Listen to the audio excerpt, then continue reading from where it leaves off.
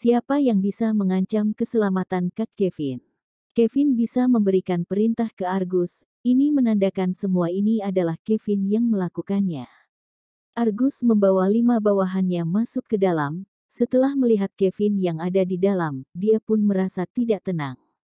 Di pipi Kevin terdapat bekas tamparan. Lengannya sudah patah, bahkan tulang putihnya juga masih terlihat, sungguh menyeramkan.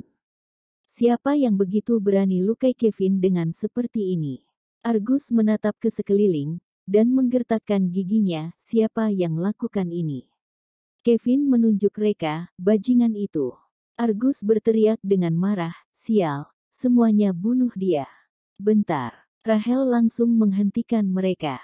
Meskipun sekarang Rahel sangat ketakutan, tetapi dia masih tetap lindungi Reka, Kak Kevin. Kak Argus, salah paham, ini adalah salah paham. Kak Kevin, gini, aku kasih saham sebanyak 51% ke kamu, dan kamu jangan permasalahkan masalah ini lagi. Kevin, bermimpi aja. Hari ini aku akan bunuh kalian berdua, proyek ini pun akan langsung jadi milikku. Rahel masih ingin mengatakan sesuatu, tetapi dia pun langsung dihentikan oleh Reka. Reka menyuruh Rahel untuk duduk dulu, dan berkata, Kak Rahel, dengarkan aku, kamu duduk dulu. Kemudian Reka pun langsung menatap Argus, kalian yang buat onar di rumah Kak Rahel ya. Argus pun terlihat sombong, iya. Aku sekarang sangat nyesal, kok aku tidak langsung bunuh 2 orang itu. Rahel merasa kaget, sekumpulan ini buat onar di rumahnya. Cari mati. Reka berkata, bagus sekali. Aku akan biarkan kalian mati dengan cepat. Argus, sombong kali, serbu. Argus membawa orang menghampiri Reka. Rahel pun memejamkan kedua matanya. Rahel tidak tega melihat Reka dipukul oleh mereka. Sejak kecil, Reka sangat lemah, bahkan dia pun tidak bisa melawan seorang wanita, tetapi sekarang harus melawan 6 orang sekaligus, Reka mana mungkin bisa sanggup. Orang yang berkerumunan di sana pun terlihat senang.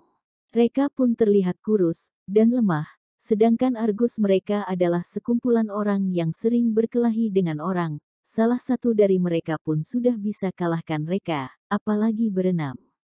Tampaknya hari ini Reka akan mati. Dalam waktu yang singkat, Argus pun langsung suruh mereka mengelilingi Reka. Kemudian, suara pukulan pun mulai terdengar.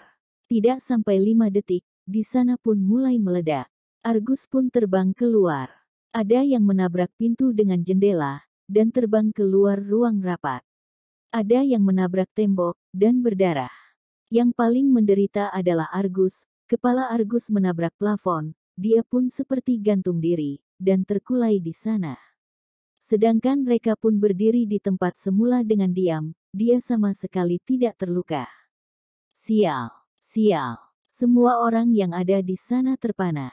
Hanya dalam 5 detik, Reka pun berhasil kalahkan 6 orang. Pria ini begitu kurus, tidak disangka kekuatannya begitu luar biasa. Apakah dia adalah manusia? Seolah-olah seperti Bond. Rahel menelan air liurnya, Reka, kamu begitu hebat. Rahel menyadari Reka pasti bukan hanya seorang pebisnis saja. Beberapa tahun ini, Reka pasti mengalami sesuatu. Reka tersenyum, Kak Rahel, aku pernah jadi tentara, kamu lupa ya? Rahel menggelengkan kepalanya, dan berkata, jika pernah jadi tentara juga tidak akan sehebat ini. Kevin juga merasa agak pusing, dia menyadari dirinya sudah bertemu dengan orang yang luar biasa. Hanya saja, Kevin tidak ketakutan, karena dia masih belum mengeluarkan semua kekuatannya. Kevin berdiri dengan susah, dan tersenyum dingin, aku akui aku sudah remehkan kamu. Tetapi di mataku, kamu tetap bukan apa-apa. Kamu bisa lawan 6 orang, apakah kamu bisa 1 lawan 100 orang? Reka, boleh. Jangan katakan 100 orang, 1000 orang juga boleh. Ini bukan masalah sanggup atau tidak, melainkan Reka mau atau tidak. Puff. Kevin pun tersenyum, sungguh gila. Hari ini aku akan bantu kamu. Sambil ngomong, Kevin pun mengeluarkan HP dia, dan menelepon, suruh semua orang datang ke kantor pusat proyek Desa Madrun. ingat bawa semua orang dan senjata kalian. Rahel pun menarik tangan Reka untuk pergi dari sana. 1 lawan 100 orang, mana mungkin, di film pun tidak terdapat adegan seperti ini. 100 orang pun langsung bisa memukul Reka sampai mati. Reka terlihat tidak berdaya, dia berdiri di sana, dan berkata kepada Rahel, "Kak Rahel, kamu duduk aja, jangan lari kemana-mana. Kita tidak boleh pergi dulu." Rahel, tapi, Reka berkata, "Sudah, duduk aja." Rahel pun merasa kesal. Apa yang ingin dilakukan oleh Reka, sungguh keterlaluan.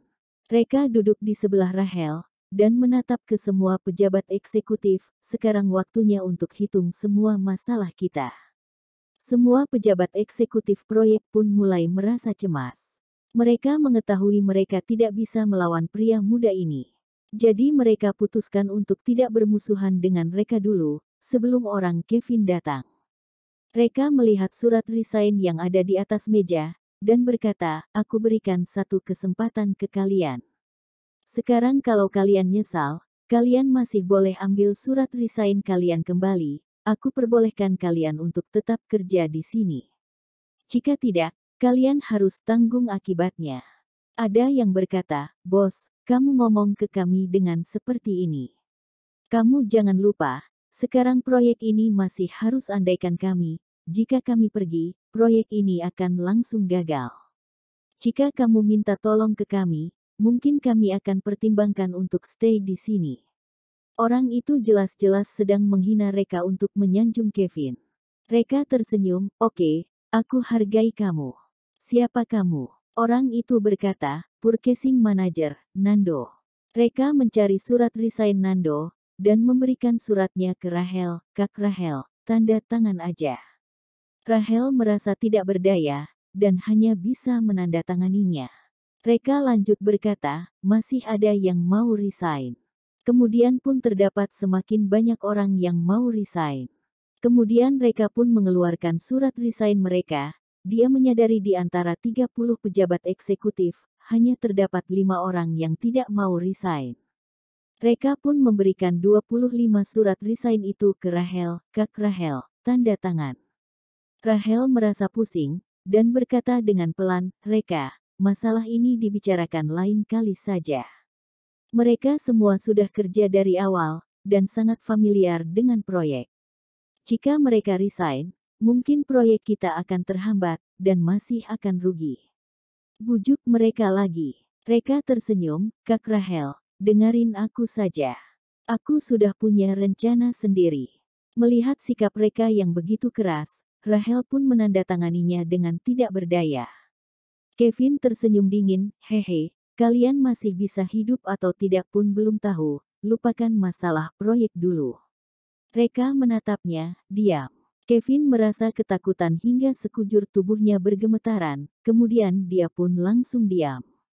Untuk sementara harusnya jangan singgung orang ini dulu, jika tidak dirinya pasti akan dipukul sampai mati. Terdapat seorang pria kekar dengan warna kulit yang agak gelap pun melemparkan sebuah kontrak ke Reka. "Aku adalah supplier kalian. Setelah melihat kondisi sekarang, aku pun merasa proyek ini tidak akan berlangsung lagi. Mohon kamu untuk tanda tangan di surat pemutusan kontrak ini, aku tidak akan jual barang ke kalian lagi." Reka menatapnya, sungguh bohong. Semua orang di sana. Pria kekar itu berdiri dengan emosi, "Kamu sedang hina orang."